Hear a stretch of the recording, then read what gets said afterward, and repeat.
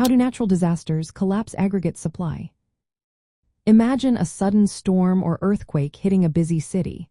The chaos that follows can shake up the entire economy. When natural disasters strike, they can cause big drops in the total amount of goods and services that producers can supply.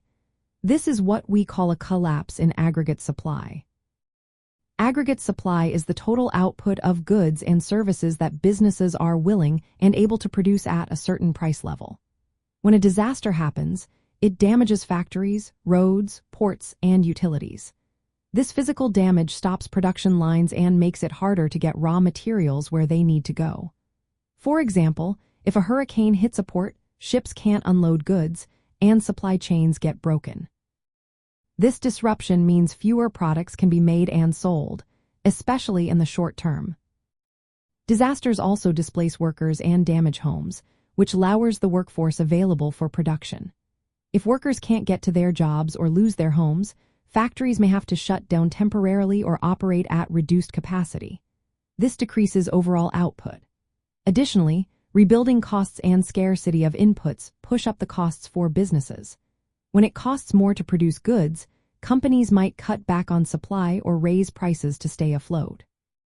In the long run, severe natural disasters can cause permanent damage to the productive capacity of an economy. If capital stock like factories and equipment isn't restored quickly, the economy's ability to produce goods and services drops permanently. This shift in long-term supply can lead to persistent inflation because the economy cannot produce as much as before, even if demand stays the same.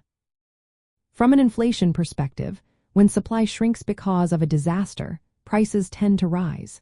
This is called a supply shock. If demand remains steady or increases while supply drops, prices go up because there are fewer goods available.